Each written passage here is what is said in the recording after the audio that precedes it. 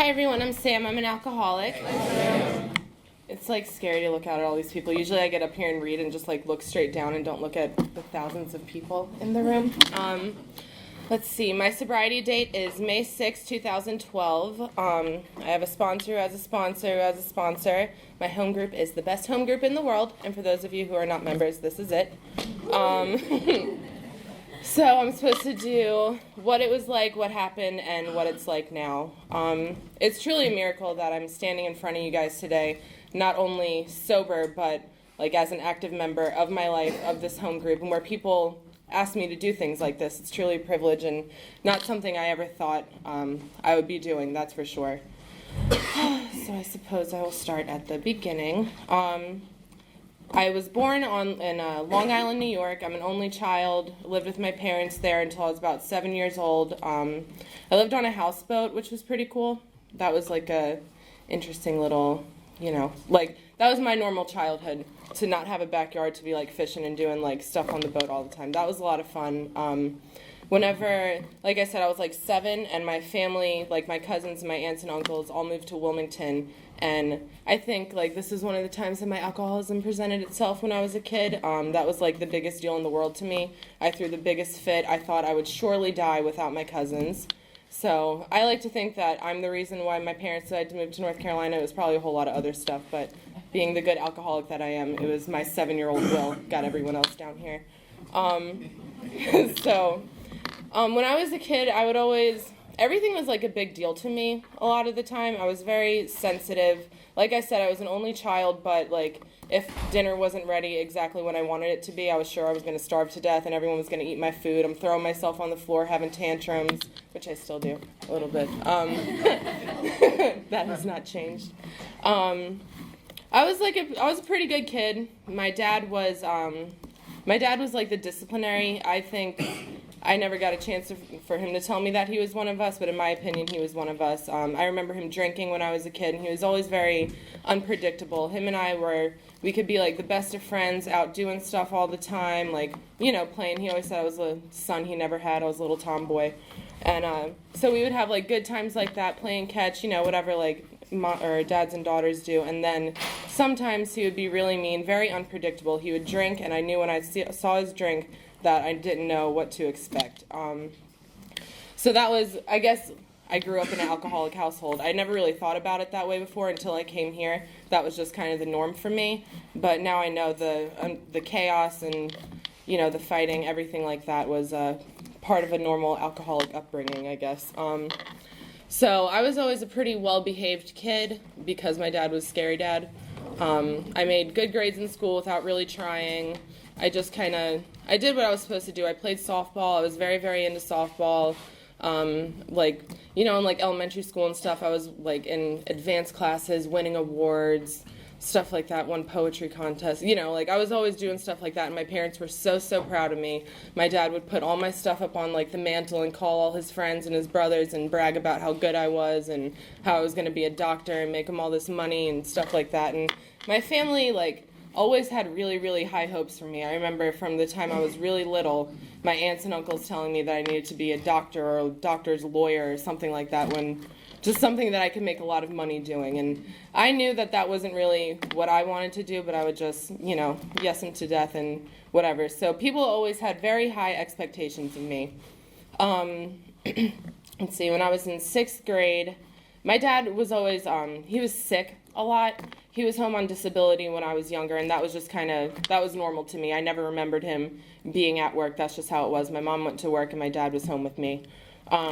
He had chronic pulmonary disease, lots of breathing issues, and it wasn't uncommon for him to, go to the emergency room or go to the doctor. Like, I was leaving for school one day, and he was like, hey, I might not be here when you get home. I might take myself to the emergency room. I'm just like, okay, see you when I get back. So that wasn't news to me, but I don't know what happened that time, but it was a Friday that my dad went into the hospital, and he was going to get his lungs drained, whatever was going to happen. I'm not really sure, but I talked to him on Saturday. I was going to throw out all his cigarettes because, like a good alcoholic, he was on oxygen tanks and smoking while actively hooked up to super flammable oxygen tanks. So I was going to throw out all his cigarettes. He was going to do good. We were going to do stuff together. We had all these plans. And then on Sunday, his kidneys shut down. And I remember that, like, I knew that that was a big deal, but at 11, I couldn't really, like, comprehend what was going on. I know that I was able to spend the night at my friend's house on a school night, and that spelled trouble for me. Whenever my mom said that I could stay at her house and it was a Sunday, I knew that something was going on. That morning, the Monday morning, I went to the bus stop. My friend's mom told me to go home, and I knew that something was wrong. My mom came in and said that my dad had passed away. I guess they weren't able to drain his lungs. He just couldn't come back from his kidneys shutting down. So that was like the first like really big like bad thing that happened in my life. And from at 11 years old, I'm grateful that it happened like when it did, because kids are very resilient.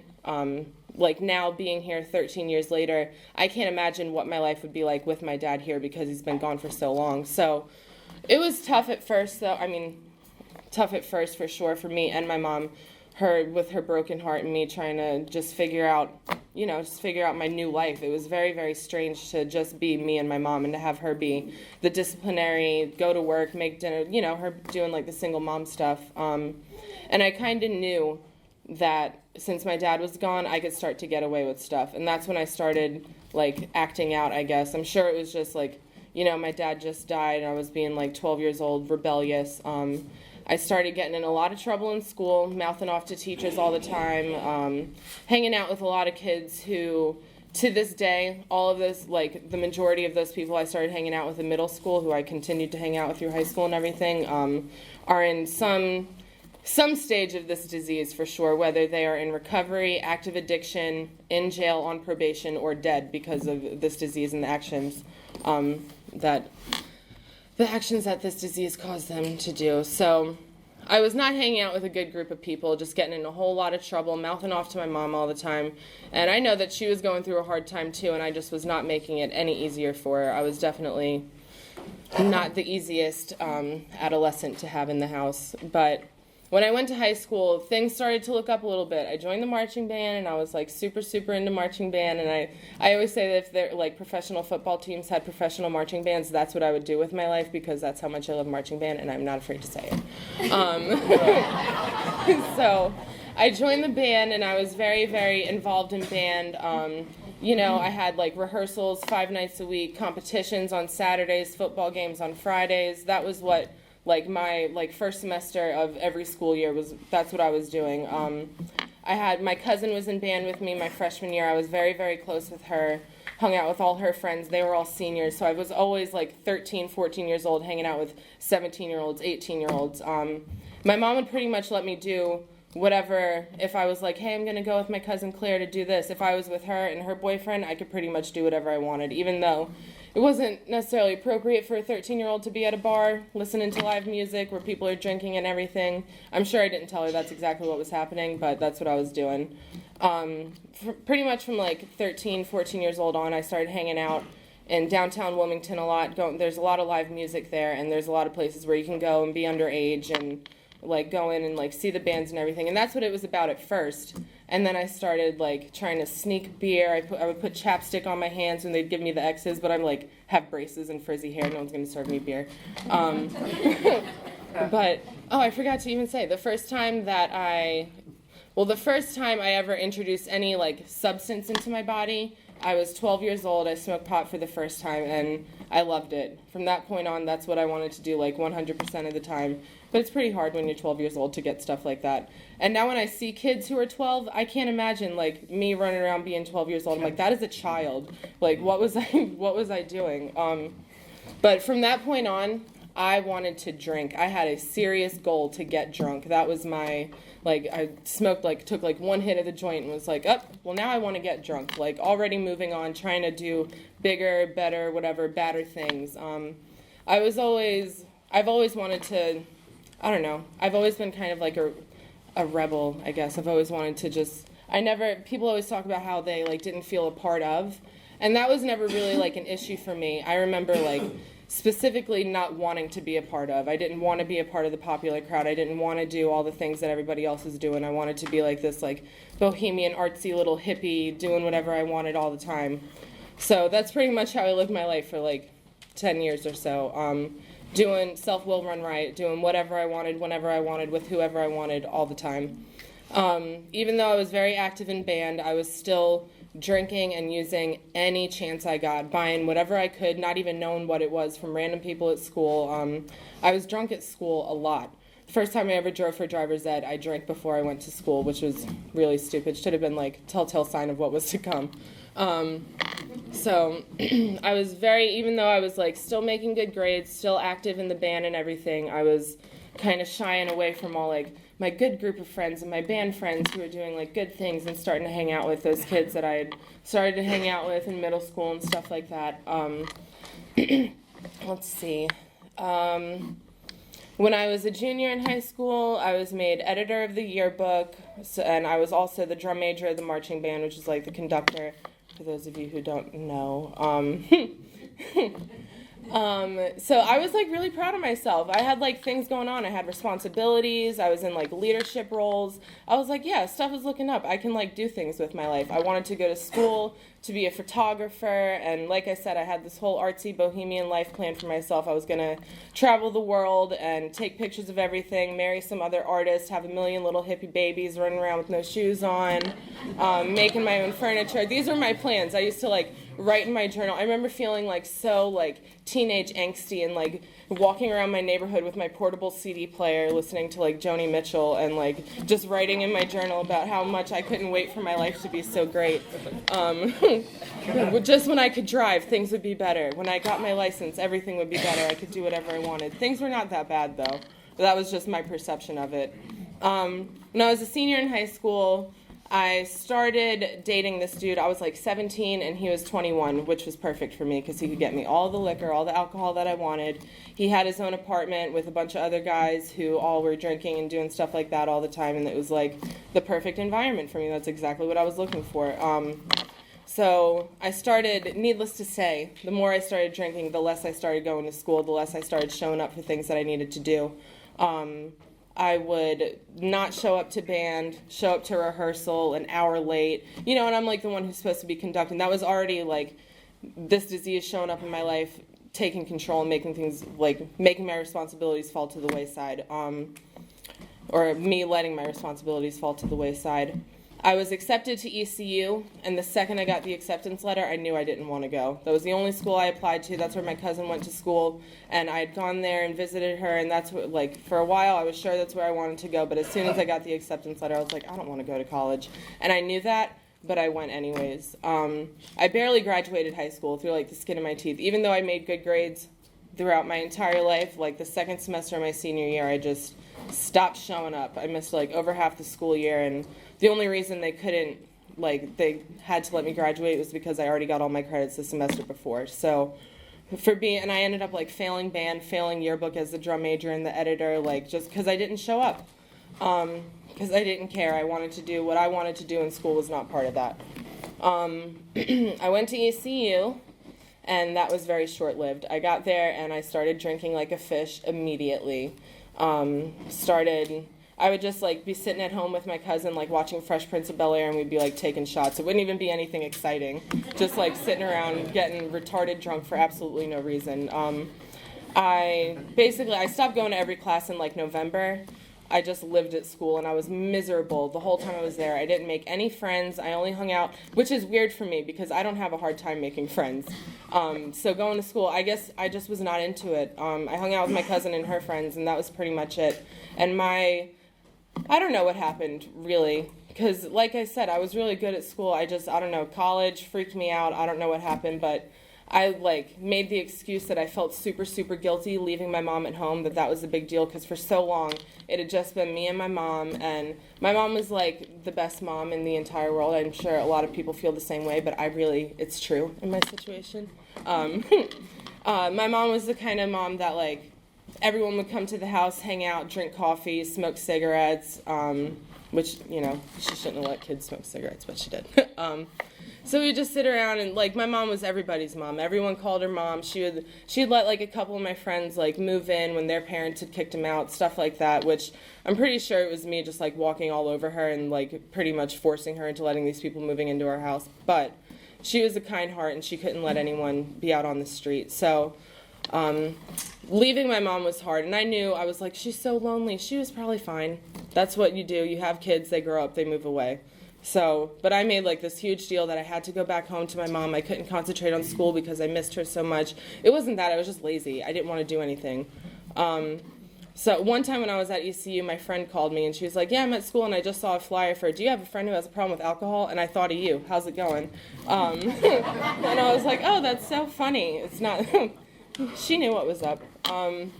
So I came back home from ECU, moved back in with my mom, and I started working at when I was in high school, I started working at this Japanese restaurant called Hibachi in Wilmington, and that was the perfect job for me. The only drug policy there was if you had it, you had to share. That was how, that's how that went. I worked with like a bunch of college kids, went to UNCW, took like my first shots of tequila on the clock, got too drunk to drive home at 17 from work. That's how it went there a lot, whether it was busy, whether it was slow, people were always in the back doing whatever they were doing. So that was the perfect job for me. That was my dream job. I could show up high, drunk, and no one would say anything. So I was working there again, and I eventually, I started going back to school. I went to the community college there, and I actually held that together. I got back into my photography, which was really important to me because I had, lost a little bit of myself. And I find, I do that still. Every time I lose myself, when I come back, I get back into the things that I used to love, and it feels so good. And I do it, and I do it, and I do it, and then I start to fall to the wayside again. Other things become more important. Even though those are the good things in life that make me happy, I tend to concentrate on the other things that are superficial that I think make me happy. At that point in my life, I started drinking more heavily than I was before, going to parties all the time. I had a couple friends who lived down the street from my mom's house who had their own house, and that was just party central 24 hours a day. I remember getting totally busted by my mom one time because I was sitting on the porch there at 7 in the morning drinking a beer still because I had been up all night, and she was on her way to work and passed by, and I got totally busted. So I was just doing a whole lot of partying, a whole lot of drinking. I had been doing a lot of other substances at that point. Drugs are a big part of my story. I never know how I'm going to approach it until I get up here. So I'm probably just I'm going to keep some things, how they were, because I feel like it's important. Because I know there are people in this room right now who are struggling with outside issues, and I think it's important for them to know that the program at Alcoholics Anonymous can work for them like it worked for me. So at that point in my life, I was smoking a whole lot of weed all the time, 100% of the time, smoking weed like people smoke cigarettes. I wanted to go to raves and music festivals all the time and doing all those hippie drugs like that, trying to free my mind or whatever. I just wanted to be free. That was my thing. I used to keep a pair of fairy wings in my car for emergencies, just in case. You never know when you're going to need a pair of fairy wings. So I was just doing stuff like that all the time, just pretty much. I was just doing, that's when it was fun. I was having fun back then. No consequences had presented themselves. It was a good time back then. There had been, few nights where I got, really drunk, would say something off-color to one of my friends that I'd have to apologize for the next day. Or, there was a time where I, blacked out, and I don't know what I said to this dude that I was in love with, but he didn't talk to me for, 6 months. So it was not something that I should have said, obviously. There was stuff like that, little instances like that, that was proving that I probably I was not handling my liquor, my alcohol like other people did. I would get blackout drunk all the time. A lot of times that I drank, I blacked out. And more often than not, whenever I drank, I made decisions that I would not have made while I was sober. So let's see, when I was 20 years old was when I got my first DUI. And I always told everyone, I know I'm going to get a DUI before I turn 21. And they'd be like, how do you know? I'm like, because I drink and drive all the time. It's not that hard to figure out. So it was 2 weeks before my 21st birthday. I saw the blue lights, told my friend she was going to need to find another ride home because I was going to jail. And that's exactly what happened. I went to jail, and I was in there hysterical crying, a total drunk mess, telling them that my mom, okay, let me back up a little bit. Around the same time, my mom was diagnosed with inflammatory breast cancer. I just found out in those same few months, that happened in October, so it was just a couple months before that I found out that she was sick. And that was the one thing that I had been terrified of for my entire life. And I don't know why I always had a feeling in my heart that something was going to happen to my mom. I don't know if it was my fear, and it just was like a coincidence that it actually like came to fruition, but that was always just one of my biggest fears in my life. I guess it's because I'm an alcoholic and my life was based on fear, actually. That's probably what it was. So now that I think about it. So I was like, when my mom told me that, I looked up stuff on the internet immediately, and it said that there was only like a 28% survival rate. So from that point on, like when I found out she was sick, I kind of just knew that she wasn't going to make it, but we never like talked about it like that. But in my head, my mom was dying. So that kind of just sent me on like self-destruct mode, pretty much. I just kind of switched off and just started going extra hard.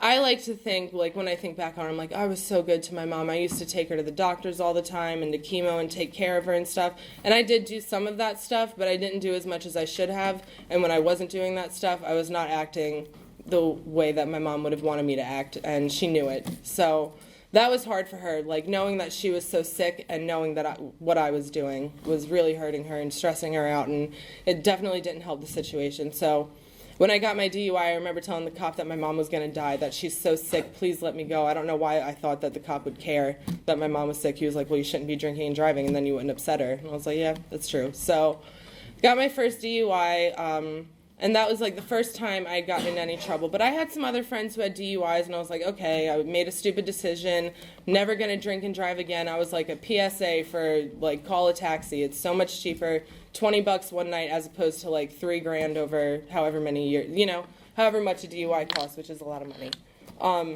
So I was dealing with that, but that wasn't like a big deal to me. I was like, okay, this sucks, I'm going to have to deal with it, but it didn't slow me down at all.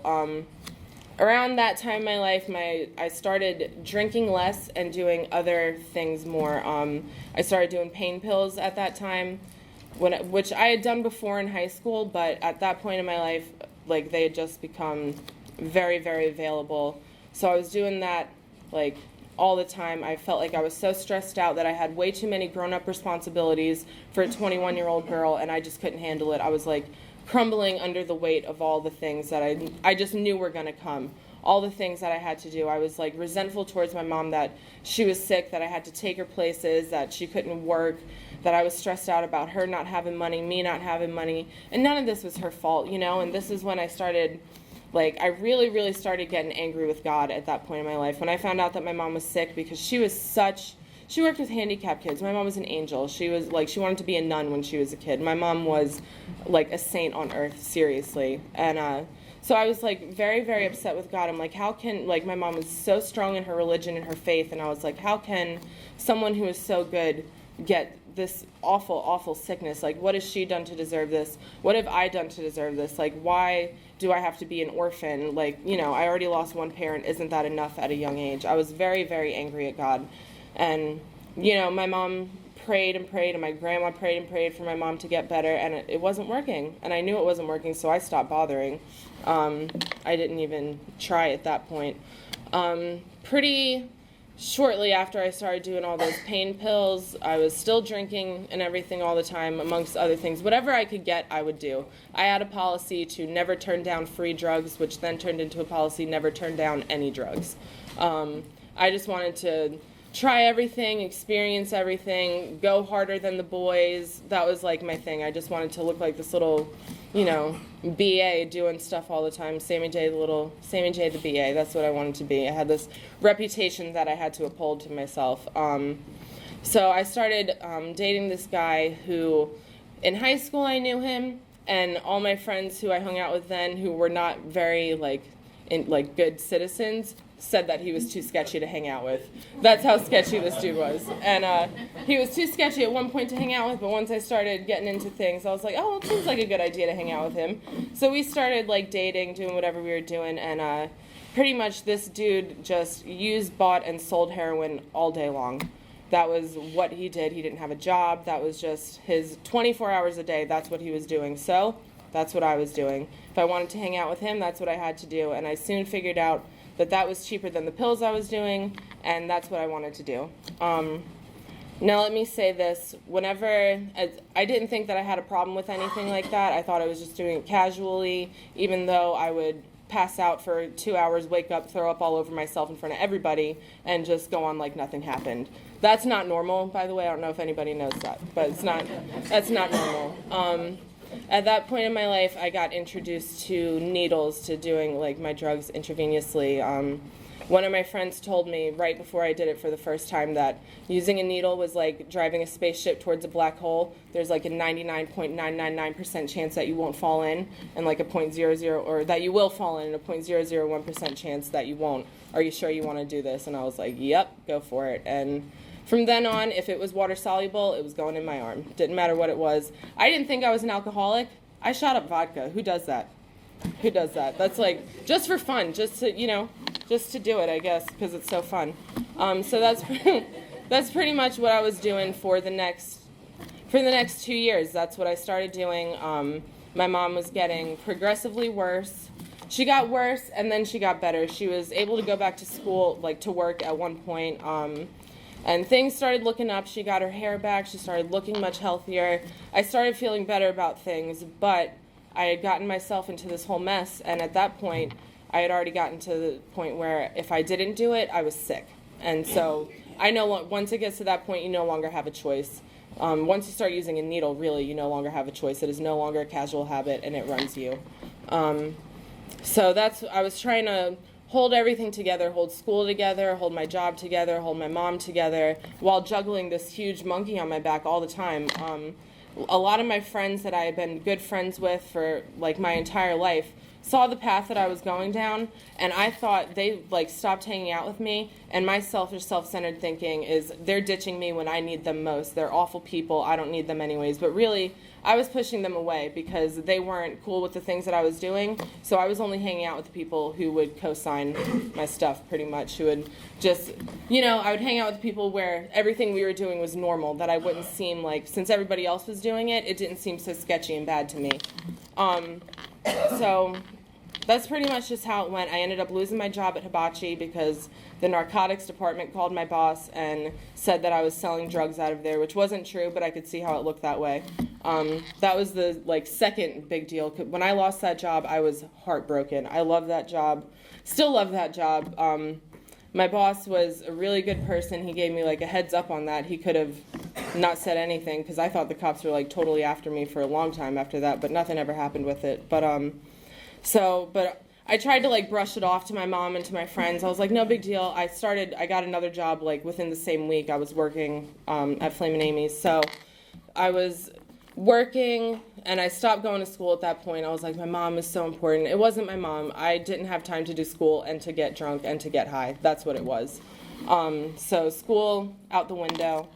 I ended up getting fired from Flaming Amy's because I was stealing tips. And I was stealing tips that night. Well, I stole tips all the time to get what I needed to get. But I was stealing tips that night because my mom needed me to get her medicine, and I had spent all my money on drugs and alcohol, and I couldn't tell my sick, dying mother that I couldn't afford the medicine to make her, to ease her pain because I spent all my money. So I got caught stealing tips. They promptly fired me. And now I see it as a blessing in disguise because it gave me the last few months with my mom to spend time with her and not have to worry about going to work or anything.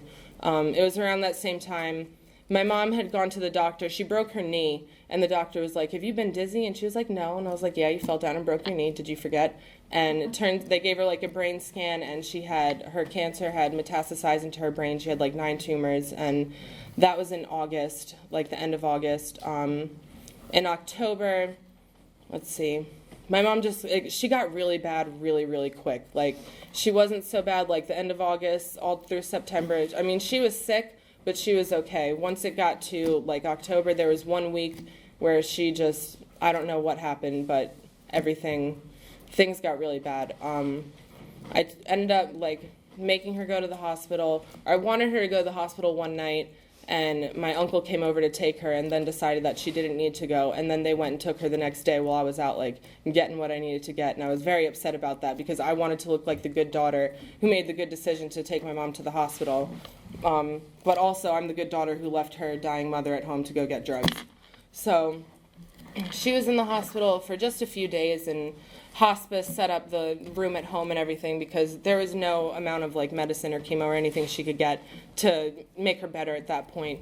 She was just she was in a lot of pain. She was suffering, definitely, like, obviously suffering.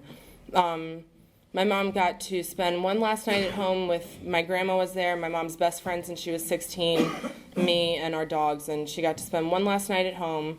The next morning I took my aunt to the airport. They got to say their goodbyes. I called the hospice nurse because my mom looked like extra swollen that day, and she told me to just move her into a chair where she was like sitting up. So I went to do that, and she like put her arms around me, and she hugged me and looked at me and told me that I was the best kid and that she loved me more than the stars in the sky, the sand in the beach, and the fish in the ocean. And I told her I loved her that much too. That was like our thing. And from like the bed to the wheelchair, I don't know what happened, but my mom, I don't know if she had a stroke, a heart attack, what, but she just like went unconscious, and I had to just lay her down. And I'm like, now that I think about it, I'm very, very grateful that I had that opportunity to hold my mom and to be there with her while she was dying. But at the time, it was like the most horrific thing that I could have ever endured. That time, though, that was the first time I had seen God, maybe in my entire life, like seeing actual proof of God. Because she was laying there on the floor, obviously, you know, she was laying there on the floor dying, and I was just praying because I didn't know what else to do. I was praying that you know, God would take her and end her suffering, and he did.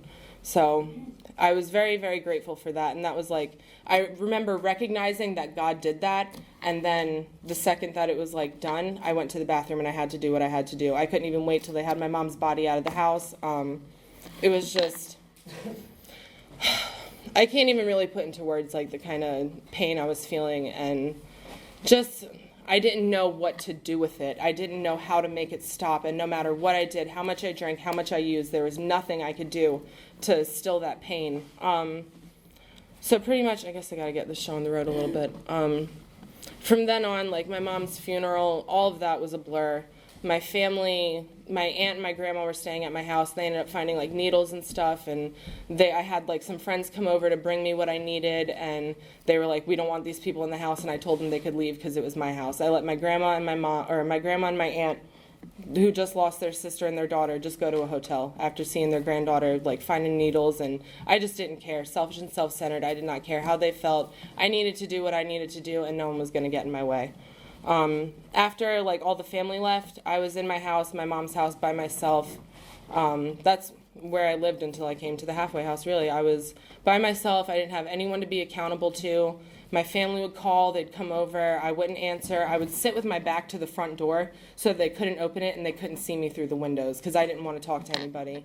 I was really just hanging out with people for as long as it took to get what I needed to get, and then I would come home and just sit in my like cave of sadness pretty much. I remember there was one point where I remember doing like whatever I was doing and just looking around and being like, well, I guess this is it. I guess this is how I'm going to die, and just accepting it, 22 years old, that was how I was going to die, and that's how it was going to be for me. Right after my mom died, I met this guy who I thought was a gift from God because he had the drugs I needed to get off of the other drugs I was on. So that's how sick my thinking was at that point. I thought that he was it, he was the end-all, be-all, and he was my gift from God, and everything was going to be okay. He ended up getting arrested shortly after one of my friends overdosed and died at my house, and then that just created this whole thing, and he ended up going to jail. So pretty much for the whole time he was in jail, I was telling him I was clean, going to IOP, and failing every single drug test, doing every single thing under the sun. I had gotten a pretty good amount of money at that point where I didn't have to go back to work from my mom dying, and that plus the lack of accountability was probably was my death sentence, and it's a miracle that I didn't die. I did overdose one time, and I remember distinctly when I woke up being pissed that I woke up. I was not happy that I wasn't dead. I was like tubes down my throat, and I was like, for real, I'm back here. But that didn't stop me. I came right home from the hospital and did it all over again. Let's see. He got out of jail, and I guess it was maybe a week or two after he got out of jail, we hung out one night, we went to the bar, we were drinking, we were doing all types of things. We came home. I don't really remember anything. I know that we were doing lots of outside issues, and I woke up face down on the floor a few hours later with him laying right next to me. He was snoring. I remember trying to wake him up, and his brother was just like, don't worry about it, he sleeps heavy. So I went back to sleep, woke up again like 30 minutes later, I guess, I'm not really sure, and realized that he was like not breathing. Basically woke up to, he like overdosed and died like next to me. So I called the ambulance, and they came. I remember his mom coming out and saying, you killed him, and I felt like I killed him. For a long time, I felt like if I had just not called him, not gone and hung out with him, that wouldn't have happened. And I know now that it's not my fault, that he was an addict long before I got there, and he would have been an addict, no matter what happened. But I felt very, very responsible. I remember before I knew that he died, praying while I was out there that, if like those famous foxhole prayers, I promise if you let him live, I'll never do this again. I'll leave him alone. I'll be better. I'll go to rehab.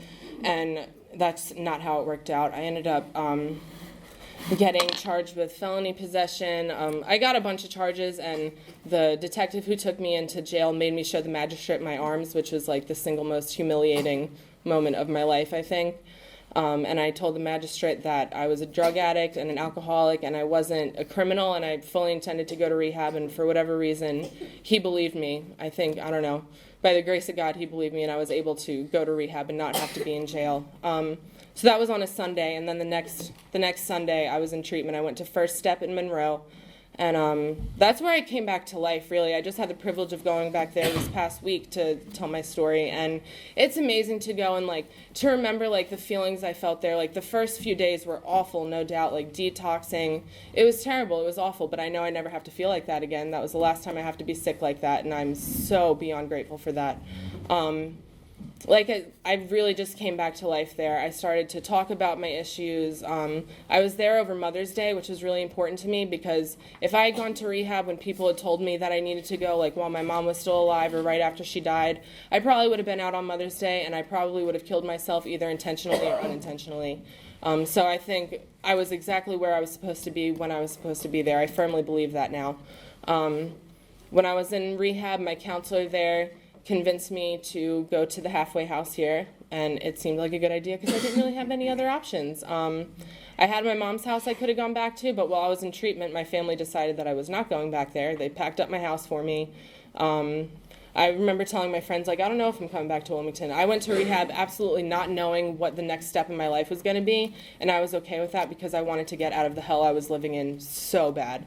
So I came to the halfway house, and I think seriously that was the single most important decision I made for my recovery.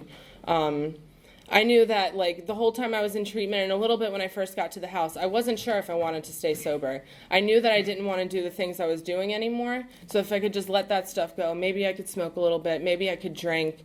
I didn't even say that I got another DUI on a scooter. Didn't think I was an alcoholic, but I got 2 DUIs and one of them on a scooter, but I was still not convinced that I was an alcoholic.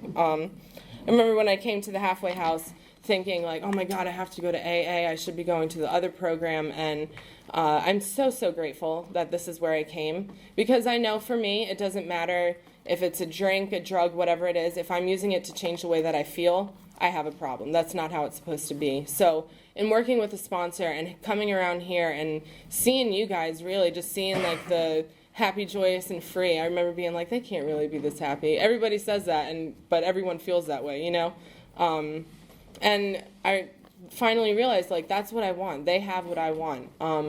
When I heard the promises, you'll know a new freedom and a new happiness, my, like, ears perked, because the word freedom is something I've always been very attracted to, freedom and being, like, a little hippie free, whatever.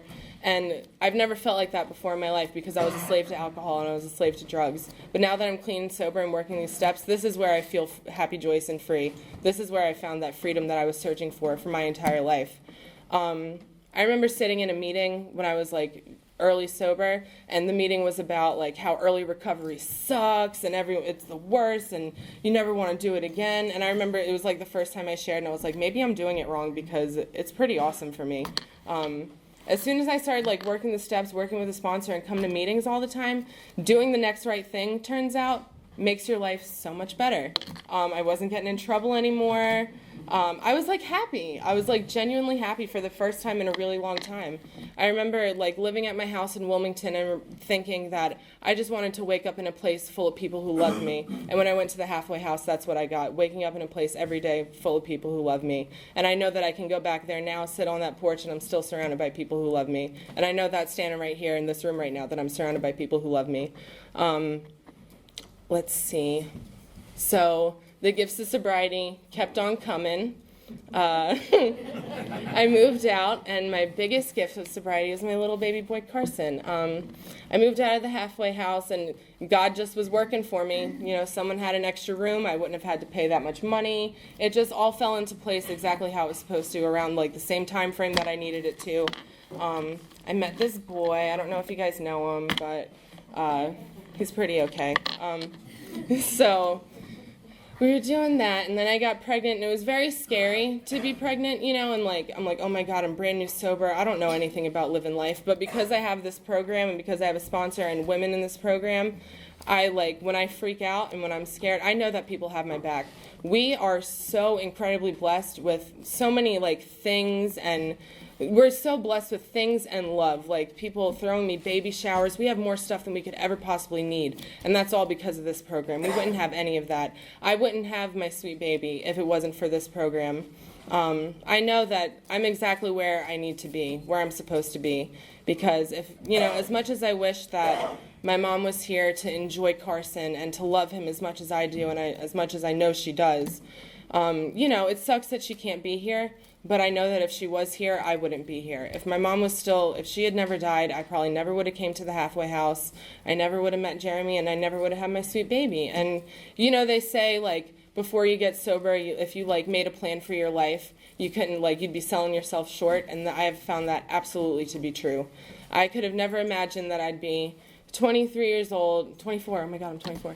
24 years old, a mother of, like, a sweet, beautiful little baby boy, and, like, just so happy. And, you know, not every day is like sunshine and roses. I definitely have gone through some times in sobriety, that's for sure. But because of this program and because of the women in this program, I have people I can call who can talk me off a ledge. I can call my sponsor. I can tell on myself.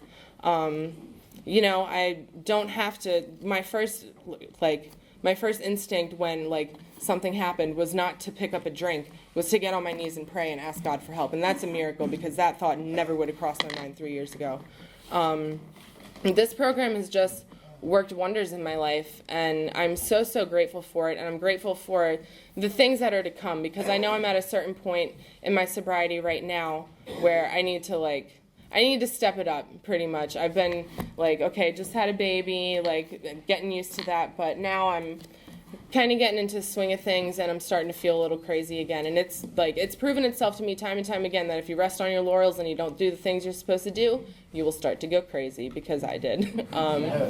Ask around, I've gone pretty crazy. So, but thanks to this program, I don't have to drink. I can be going crazy and like going nuts in my own head, but I don't have to drink. And that's what's awesome, because I know as soon as I pick up a drink, all bets are off and things are just going to get worse. It's a miracle to me that drinking isn't even really an option. When things get bad, it's not something I really think about. There's fleeting thoughts every now and then, sure, but it's not anything like it used to be. And I can think about it, and then I can remember everything. And I don't ever want to forget that pain, because I never, ever want to feel it again. So I'm grateful that I have this program and I have a new way to live today, and thank God for it. Thank God for you guys and for asking me here tonight. I guess that's all I got. Thanks for listening to me.